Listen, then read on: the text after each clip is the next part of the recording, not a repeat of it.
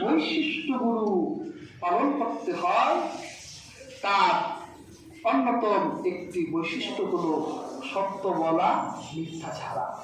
ঠিক না? হাজরি, কিন্তু এই যুগে সত্যের কোনো দাম নাই।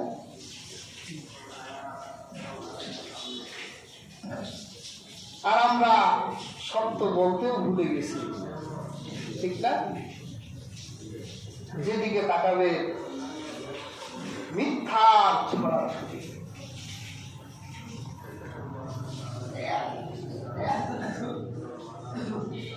আল্লাহ পাক কুরআন কারীমে আলোচিত আয়াতে নির্দেশনা দিলেন, ইয়া আইয়ুহাল্লাযীনা আমানু তাকুল্লাহ ওয়া কুনু মা'আস সাদিকিন।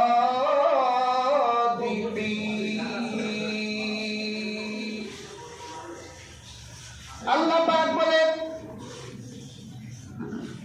আল্লাহকে ভয় করো আর সত্যবাদীদের সাথী হয়ে যাও। সুবহানাল্লাহ। সুবহানাল্লাহ বললেন না? সুবহানাল্লাহ। এমনি তো সত্য বলি না, আবার সত্যবাদীদের সাথীও হয়ে যায়। হাজরিন, সত্যের প্রভাব আছে। সত্য এমন এক পাওয়ার, এই পৃথিবীর বুকে মিথ্যাবাদীরা তাদের মিথ্যা প্রতিষ্ঠিত করতে গিয়ে কত সত্যকে যে তারা মাটির নিচে পুঁতে ফেলেছে তার হিসাব না। কিন্তু সত্য কি চাপা থাকে না? সত্যটা পাওয়ার, সত্যের একটা প্রভাব আছে। ঠিক। আপনারা শাইখুনা আব্দুল কাদির জিলানী রাহমাতুল্লাহ নাম শুনেছেন। উনি তরিকতপন্থীরা ওনাকে কাদেরিয়া তরিকার জনক বলে থাকে। উনি কিন্তু খুব জাহের এবং মাহের আলেম ছিলেন। যারা কাদেরিয়া তরিকার আব্দুল কাদির জিলানীকে মানেন, নামের শেষে কাদেরি লেখেন, এরা আব্দুল কাদির জিলানীর একটি গুণকেও হৃদয়ে ধারণ করে না, মিথ্যা কথা বলছে। তার নামে উদ্ভট কথা বলে এক বক্তা দেখলাম বলছে, একবার নাকি আব্দুল কাদির জিলানী আজরাইলকে থাপ্পড় দিয়েছে। দেখলো কে? আবার কারামত বর্ণনা করতে গিয়ে বলে 17 বছর ধরে এক বুড়ি কান্না করছে। আব্দুল কাদির জিলানী নদীতে রাত করে বলছে 17 বছর পর সমস্ত মানুষ সে নদী থেকে উঠে গেছে। এগুলো কি আব্দুল কাদির জিলানী সম্মান পাড়ায়? তার তো হাজারো সম্মান আছে। তিনি বাগদাদের জমিনে ঘুমিয়ে আছে, গোটা উম্মাহকে ইলমে দ্বীনের আলো দিয়ে তিনি কিয়ামত পর্যন্ত আমাদের হৃদয়ে তিনি আলোর মতো জ্বলতে থাকবেন। সুবহানাল্লাহ। তিনি বাগদাদ সেখানে ইলমের প্রাণ কেন্দ্র ছিল। আমাদের ঢাকা বিশ্ববিদ্যালয় অক্সফোর্ড, প্রাচ্যের অক্সফোর্ড বলি, হাজার হাজার শিক্ষার্থীরা ভর্তি পরীক্ষা দেয়। এরকম তখন মিডল ইস্টের অক্সফোর্ড ছিল বাগদাদ। তিনি খুব ছোট্ট বয়সে দিন শেখার জন্য একটা ব্যবসায়ী কাফেলার সাথে বাগদাদের দিকে যাচ্ছেন। ব্যবসায়ী দল দেখে ডাকাতরা হানা দিছে, যা আছে সব বের করো। সব ডাকাতি করার পর হাতাহাতি করেও যা যা পেয়েছে ডাকাতরা নিয়ে চলে যাচ্ছে। ছোট্ট আব্দুল কাদের জিলানী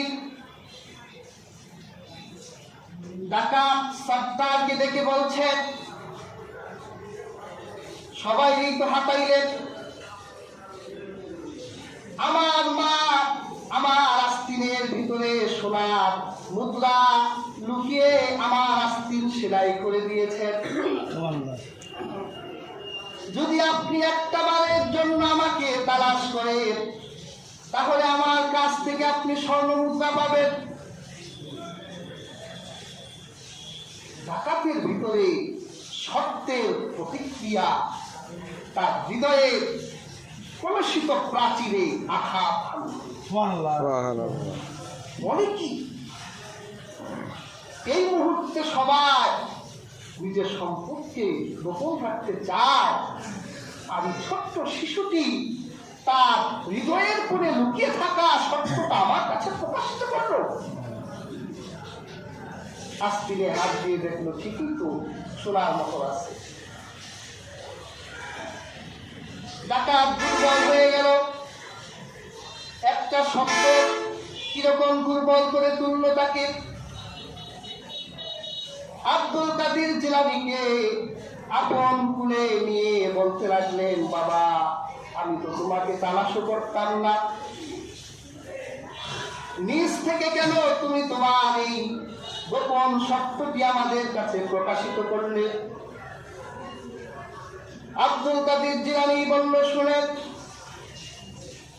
আমি যখন আমার মায়ের সাথে তার বিছানায় ঘুমাসতাম, আমার মা তার নরম হাত দিয়ে আমার শরীর বুলাই দিতেন, আর ছোটবেলায় আমাকে নসিহা করতেন, বাবা মানুষের সাথে কখনো মিথ্যা বলবা না, যখনই তুমি মানুষের সাথে কথা বলবে সত্য কথা বলবে। আমার মা এইরকম আমাকে সব অ্যাডভাইস করত। আমি আমার মায়ের থেকে এইরকম নীতি কথা শিখে বড় হয়েছি। আপনি যখন আমাদেরকে প্রশ্ন করেছেন তোমাদের যার কাছে যা আছে দিয়ে দাও, তখন আমি আমার মনের কোণে লুকানো সত্যকে আর গোপন করতে পারলাম না, প্রকাশ করে দিলাম।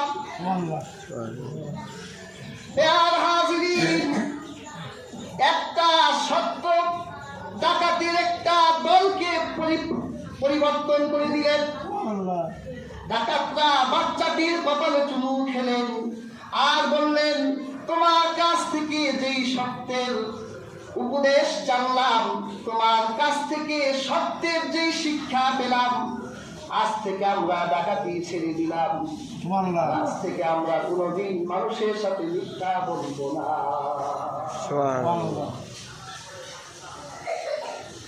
সত্যের প্রভাব সুবহান। আল্লাহ পাক কুরআন কারীমে সেটি বললেন, ইয়া আইয়ুহাল্লাযীনা আমানু তাকুল্লাহ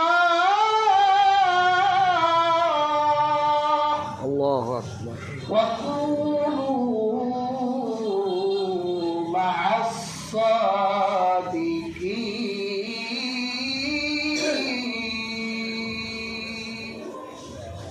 আল্লাহ পাক বললেন, আল্লাহকে ভয় করো আর সত্যবাদীদের সঙ্গী হয়ে যাও, যারা আল্লাহকে সত্যরূপে গ্রহণ করেছে, যারা মুহাম্মদ সাল্লাল্লাহু আলাইহি ওয়াসাল্লামকে সত্য রাসূল জেনেছেন, আর জীবনে চলার পথে যারা সত্যের উপর জীবন যাপন করে তাদের সাথী হয়ে যাও। তাদের কাছ থেকে সত্যের শিক্ষা গ্রহণ করো, তাদের কাছ থেকে নীতি কথা শেখো, তাহলে তোমরাও আল্লাহর কাছে সত্যবাদী হয়ে যাবে। সুবহানাল্লাহ। কাজেই হাজিরিন, সত্য বলতে হবে, সত্যের পথে, সত্য পথে চালাও প্রভু, মিথ্যা সবই দূর করো। জীবনটাকে সাজিয়ে দিয়ে জান্নাতেরই পথ ধরো। সত্য পথে জীবন চালাও, মিথ্যা সবই দূর করো। দুনিয়ারি মহসবই শুধুই আতশবাজি, মিথ্যা ফানুস জ্বলতে দেখে, মিথ্যা ফানুস জ্বলতে দেখে ধোঁকায় যেন না পড়ো। সত্য পথে জীবন চালাও, মিথ্যা সবই দূর করো। আমার একটি লেখা, এভাবে আমি বলি, সত্য পথে জীবন চালাও, মিথ্যা সবই দূর করো। প্রিয় হাজিরিন, এই জন্য বলি, আমরা সত্য ভুলে গেছি। জীবনের প্রত্যেক পরতে পরতে আজ মিথ্যা আর মিথ্যা। সাধারণ কথা বলি, মিথ্যা বলি, হাসতে হাসতে মিথ্যা বলি, উঠতে বসতে মিথ্যা বলি। আবার মিথ্যার একটা যন্ত্রের নাম হলো মোবাইল। কানে নিলেই অহরহ অসংখ্য গণিত মিথ্যা বলছি। আর হাজিরিন, মিথ্যা মানুষকে ধ্বংস করে দেয়। মিথ্যার পরিণতি দুনিয়ার বুকেও খারাপ, মিথ্যার পরিণতি আখিরেও খারাপ। মিথ্যার কারণে জাহান্নামের অনলে জ্বলতে হবে। হাদিস নববীতে এসেছে, আল্লাহর হাবিব মুহাম্মদ সাল্লাল্লাহু আলাইহি ওয়াসাল্লামকে জিজ্ঞাসা করা হলো, ইয়া রাসূলুল্লাহ, ইয়া হাবিবাল্লাহ, মুমিন কি কাপুরুষ হতে পারে? আল্লাহর হাবিব বলল, হ্যাঁ, মুমিন কাপুরুষ হতে পারে। আল্লাহর হাবিবকে জিজ্ঞাসা করা হলো, হে আল্লাহর রাসূল, মুমিন কি কৃপণ হতে পারে?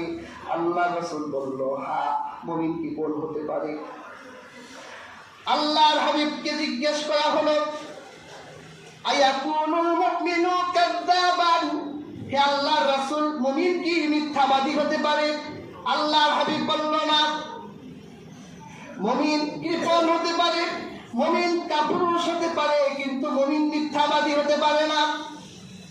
মিথ্যা একটা সংক্রমক, যাকে সংক্রমিত করে তার জীবনকে বরবাদ করে দেয়, তাকে মুমিনের আয়াত্তে আর রাখে না, মুমিনের সীমানার বাইরে নিয়ে যায়। কাজে হাজিরিন, মুমিন কাপুরুষ হতে পারে, মুমিন বিপল হতে পারে, কিন্তু কোনো মুমিন মিথ্যুক হতে পারে না। চিন্তা করেন তো, কত মিথ্যা আজ আমরা বলি, হাসতে হাসতে বলি, মনেই হয় না এটা মিথ্যা। প্রিয় হাজির, চাকরি করলে মিথ্যা বলি, বসের সাথে সব মিথ্যা। জ্যামে পড়ছি, কোন কারণে যাওয়া হয়নি, সত্য বলে না, মিথ্যা বলে, অমুক মারা গেছে, অমুক মারা গেছে। আবার বসও তার চাকরিজীবীর সাথে মিথ্যা বলে, তোমাদের হাদিয়া, তোমাদের পারিশ্রমিক এই কারণে দিতে পারছি না, এই কারণে দিতে পারছি না। এইভাবে নানানমুখী বাহানা চলে। আর হাজিরিন, ব্যবসায়িক মিথ্যা বলে 2 নাম্বার মালকে 1 নাম্বার বানায় দেয়, তাই না? আর আমাদের দেশ ব্যবসায় একেবারে 1 নাম্বার, অচল জিনিসও চালায় দেয়। বেয়ার হাজিরিন, মিথ্যা তো ব্যবসায় বলি আবার কসম খাই। আল্লাহর হাবিব রাসূলুল্লাহ সাল্লাল্লাহু আলাইহি সাল্লাম এটাকে ধোঁকাবাজি বলেছেন। হাদিসে কিতাব এসেছে, আল্লাহর হাবিব একবার মদিনার বাজারে গেলেন। সেখানে গিয়ে দেখলেন এক ব্যবসায়ী খেজুর উঠিয়েছে, তার খেজুরের বস্তার উপরে ভালো ভালো খেজুর। রাসূলুল্লাহ তার নূরের হাতটা খেজুরের বস্তার ভিতর ঢুকাই দিলেন। ভেতরের দিক থেকে কিছু ভেজা খেজুর বের করলেন। আল্লাহর হাবিব বললেন, এগুলো কি? ব্যবসায়ী বলল, হে আল্লাহর রাসূল, বৃষ্টিতে ভিজে গেছে, পুকুরে থাকলে মানুষ নিবে না। তখন রাসূলুল্লাহ বলেছিলেন, যে আমার উম্মতকে এভাবে ধোঁকা দেয় সে আমার উম্মত নয়, সে আমার উম্মত থেকে খারিজ হয়ে যায়। আজকে আমরা এরকম পলিসি গ্রহণ করি না, এরকম পলিসি আমরা হাজিরিন গ্রহণ করি। প্যার হাজিরিন, সন্তানগুলোকে আজ আব্দুল কাদের জিলানীর মায়ের মতো নীতির কথা শিখাই না। আমার সন্তান একটা অপরাধ করলে, একটা ভুল করে যদি আমার কাছে আসে, কারো ব্যাগ থেকে একটা কলম চুরি করে এনেছে, মা নিজেই সেই কলমটা সামলাই রাখে আর বাচ্চাকে বলে কাউকে বলো না। হাজিরিন, এই সন্তান তো বড় হলে নিজের আপন মাকে সম্মান দিবে না, কারণ এই মা ছোটবেলায় তার সন্তানের কাছে নিজের সম্মানকে খোয়াই ফেলছে। আমি সব বাবা মাকে অ্যাডভাইস করি, পাপ তো হয়, অন্যায় তো করেনি, নিজের আপন সন্তানের সামনে কখনো পাপ আর অন্যায় করবেন না।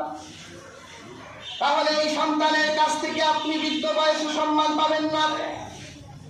সন্তান তো জেনেই ফেলেছে আমার বাবাই অন্যায় করে, আমার বাবা সুদের পয়সা ধরে আনে, আমার বাবা ঘুষের পয়সা ধরে আনে, আমার বাবা একে মারে, একে ধরে, এর সাথে অন্যায় করে, অবিচার করে। এই সন্তানগুলো দেখতে দেখতে নিজের আপন পিতার প্রতি, আপন মায়ের প্রতি আর সেই সম্মান থাকে না। বৃদ্ধ বয়সে বাবা মা সন্তানের কাছ থেকে যে দয়া চায়, বৃদ্ধ বয়সে সন্তানের কাছ থেকে দয়া পায় না। এই জন্য নিজের সন্তানের সাথে বাবা মা ছোট্ট থেকে ছোট্টতর পুত্র অন্যায় যাতে তার সামনে প্রকাশিত না করে, তাহলে সম্মান থাকবে যে না, আমার আব্বাকে ছোটবেলা থেকেই দেখেছি তিনি ভালোই চলেছে, আমার মাকে দেখেছি তিনি ভালোই চলেছে, আমরাও তাদের সাথে অন্যায় করব না।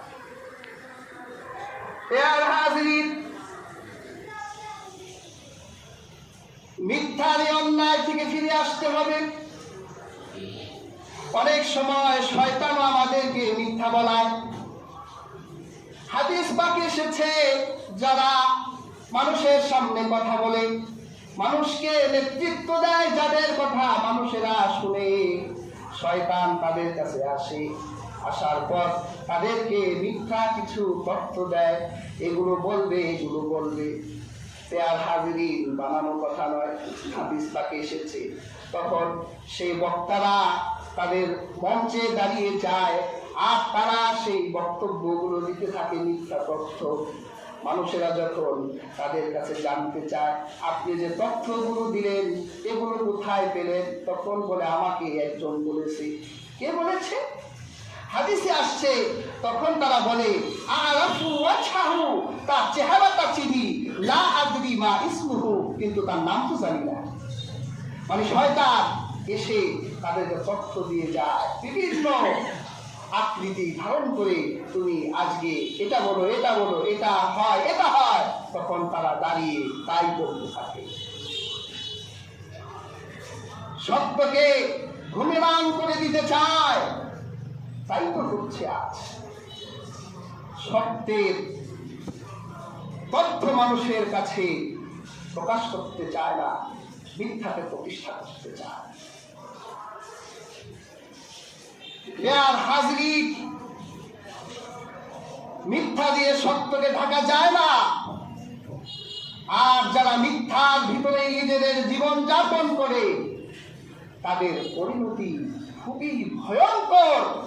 রাসূলুল্লাহর হাদিস দেখলে দেখা যায় রাসূলুল্লাহ তাদের পরিণতির কথাও বলেছে।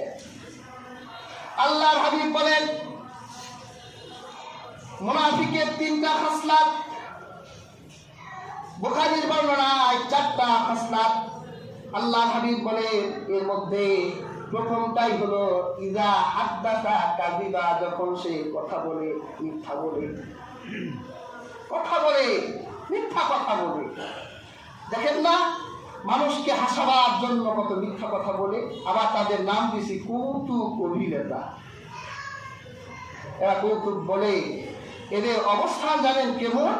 হাদিস শরীফে রাসূলুল্লাহ বলেছেন যারা মানুষকে হাসাবার জন্য কথা বলে, কিয়ামতের দিন আকাশ এবং জমিনের মতো এরকম দূরত্বে আল্লাহ পাক তাদেরকে জাহান্নামে নিক্ষেপ করবে। আজকে আমরা কত মিথ্যা বলে মানুষকে হাসাই, কেন সত্য কথা নাই হাসানোর জন্য? রাসূলুল্লাহ তো কত সুন্দর কথা বলে মানুষকে হাসাতেন। রাসূলুল্লাহ এক সাহাবী বলেছেন যে আমি আমার জীবনে রাসূলুল্লাহকে এমন কোনোদিন দেখিনি যে তার মুখে হাসি ছিল না। ইসলামে সুস্থ বিনোদন আছে, হাসি আছে। মিশকাত শরীফ খুলেন, কিতাবুল মেজাহ, বাবুল মেজাহ, একটা কৌতুকের অধ্যায় আছে। রাসূলুল্লাহ সাহাবীদের সাথে কৌতুক করতেন, সাহাবীদেরকে হাসাতেন। হাদিস পাকে এসেছে এক আগন্তুক ব্যক্তি সফরে বের হয়েছেন, তার ঘোড়াটা, তার উটটা মারা গেছে। এখন সে কিভাবে পথ চলবে? আল্লাহর হাবিবের কাছে এলেন, রাহমাতুল লিল আলামিনকে বললেন, হে আল্লাহর রাসূল, আমার উটটা মারা গেছে, আপনি আমাকে একটা উট দেন যাতে আমি মরুভূমির পথ চলতে পারি। তখন আল্লাহর হাবিব বলল, আমি তোমাকে একটা উটের বাচ্চা দেব। সুবহানাল্লাহ। লোকটা এখন লাগবে কি? উট। আর রাসূলুল্লাহ বলে তোমাকে একটা উটের বাচ্চা দিব।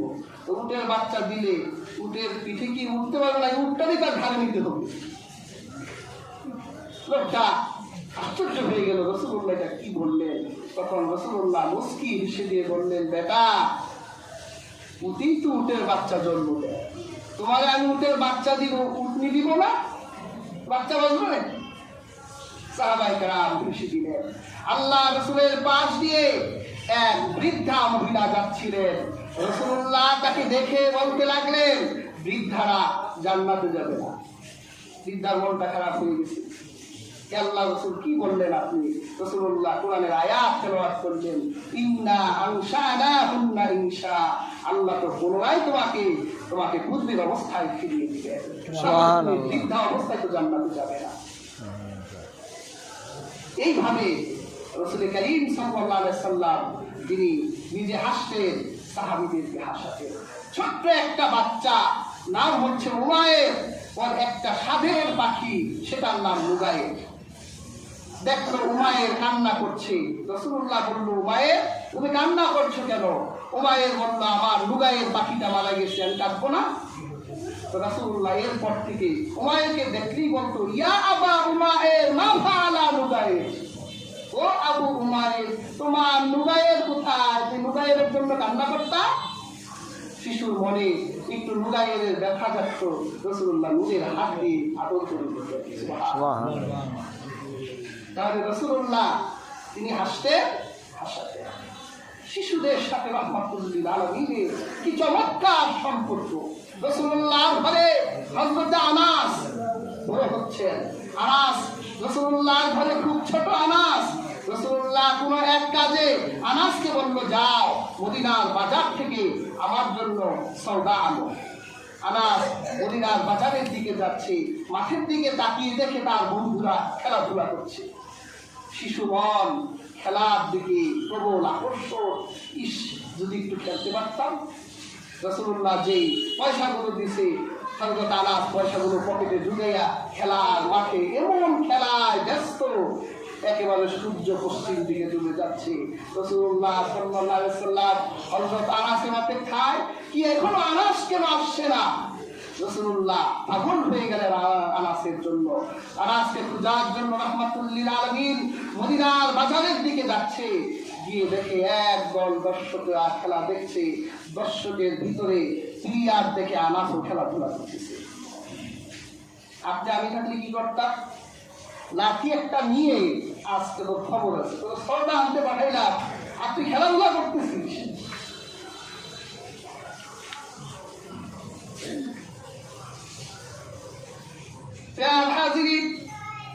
হযরত আনাস হঠাৎ করে চোখটা রাসূলুল্লাহর দিকে পড়লো।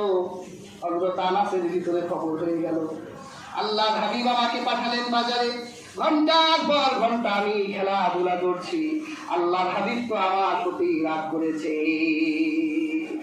হযরত আনাস খেলা বন্ধ করলেন, অনুগত বাচ্চার মতো হাত দুটো সামনে নিয়ে মাঠের উপরের দিকে চলে আসছে। আল্লাহর হাবিব দর্শকের ছাড়ি থেকে নিজের নূরের হাতটা উঠাইয়া হযরত আনাসকে বলল, আসার দরকার নাই, তুমি তোমার মনের মতো খেলতে থাকো, আমি রাসূলুল্লাহ এখন তোমার খেলা দেখবো। সুবহানাল্লাহ।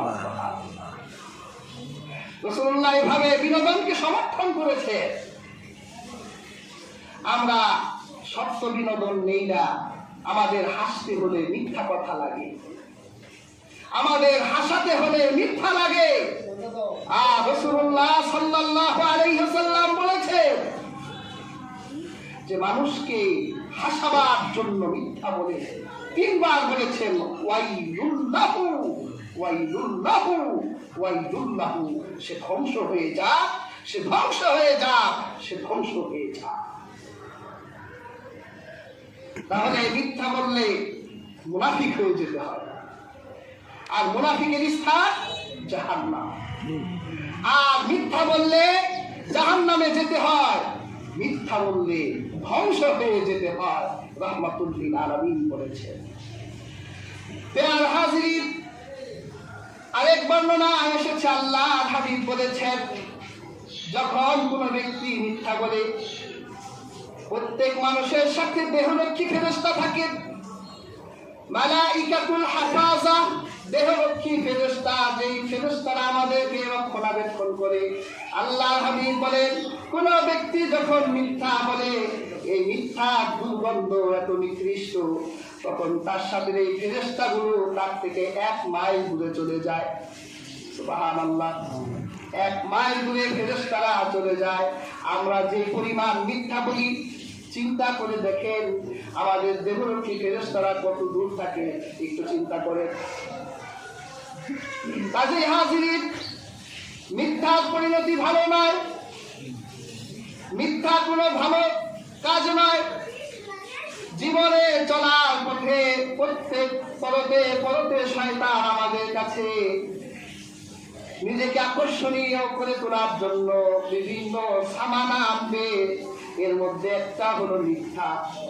হাদিস পাকে বলেছেন, আল্লাহর হাবিব বলেছেন, মিথ্যা হলো সকল পাপের মূল, মিথ্যা হলো সকল পাপের মা। সব পাপকে সমর্থন করানো হয় এই মিথ্যা দিয়েই। এক সাহাবী রাসূলুল্লাহর কাছে এসে বললেন, হে আল্লাহর রাসূল, আমি ইসলাম গ্রহণ করতে চাই, কিন্তু আমি 3টা অন্যায় করি। আরেক বর্ণনায় 4টা অন্যায় করি, আমাকে এই অন্যায় করার পারমিট দিতে হবে। দেখছেন কেমন মুসলিম হতে চায় সে, ইসলাম গ্রহণ করবে আমার শর্ত দিয়ে, যে আমি আপনার প্রতিষ্ঠানে পড়তে চাই, 4টা শর্ত, ভর্তি নিবে? এটা আমি শর্ত দিব, তুই কিভাবে করবি? আল্লাহ রাসূল বলল, তোমার কাজগুলো আমাকে বলো, তুমি কি কি কাজ করো? সে বলল, আমি মিথ্যা বলি, আমি চুরি করি, আমি মদ খাই, আমি জেনা করি। তবে একটা অন্যায়কে আপনি আমার থেকে দূর করাতে পারেন, আমাকে উপদেশ দিতে পারেন যে তুমি একটা অন্যায় ছেড়ে দাও। আল্লাহ রাসূল বলল, ঠিক আছে, তুমি ইসলাম গ্রহণ করো, তবে তোমাকে আমি নসিহত করলাম, তুমি আজ থেকে সত্য বলবে, মিথ্যা বলবে না। লোকটা ইসলাম গ্রহণ করে চলে গেল।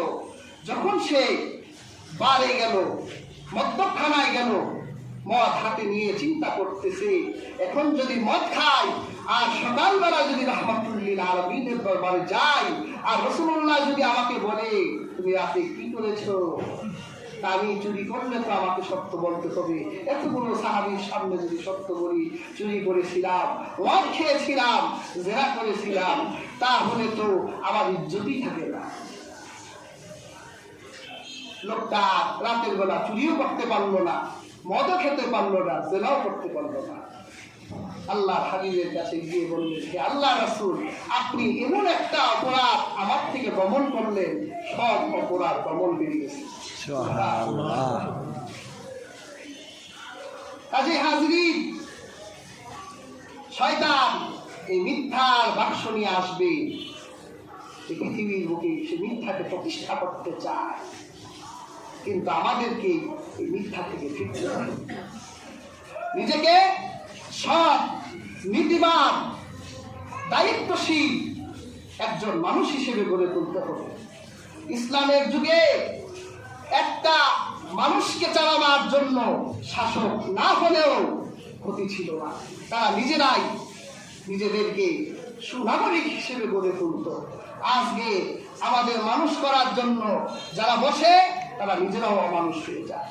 মিথ্যার মঞ্চ তৈরি করে দাঁড়িয়ে বলে, আমি যদি এই হতে পারি তাহলে হ্যান করব, ত্যান করব, ফলনা দিব, দশটা দিব, কিচ্ছু দেয় না। এই মিথ্যার মঞ্চ সাজিয়ে এরকম মিথ্যা কথা বলে পৃথিবীর বুকে শান্তি ফিরিয়ে আনা চায় না। পৃথিবীতে যারাই শান্তি প্রতিষ্ঠা করেছিল তারা নীতিবান ছিল, নৈতিকতার মুক্ত প্রতীক ছিল, সত্যবাদী ছিল। তারা মিথ্যার আশ্রয় গ্রহণ করত না। তারা অপরাধকে অপরাধ জানত, অপরাধীকেই শাস্তি দিত। আজকে তো আমরা অপরাধীকেও শাস্তি দিই, আবার যে অপরাধ করে না তারও শাস্তি দিই। ইসলামের বিচার এটা নয়।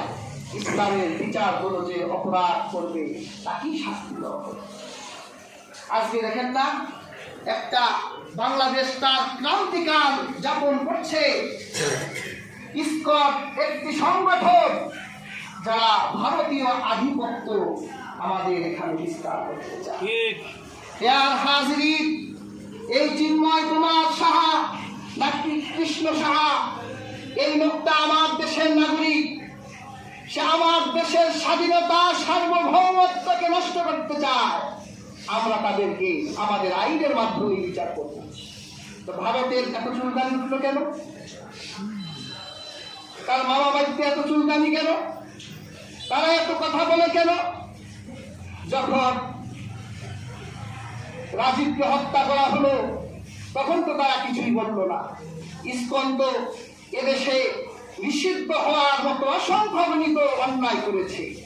2014 সালে সিলেটের একটি মসজিদে তারাবির নামাজের সময় আক্রমণ করে মুসল্লিদেরকে আহত করেছে। সিলেটের ইসকন মন্দিরের অপোজিটের একটি মসজিদে গুলি চালিয়ে 9 জন মুসল্লিকে আহত করেছে। 2016 সালে চট্টগ্রামে একজন হিন্দু মহিলার ভূমিকে তারা দখল করে নিয়েছে।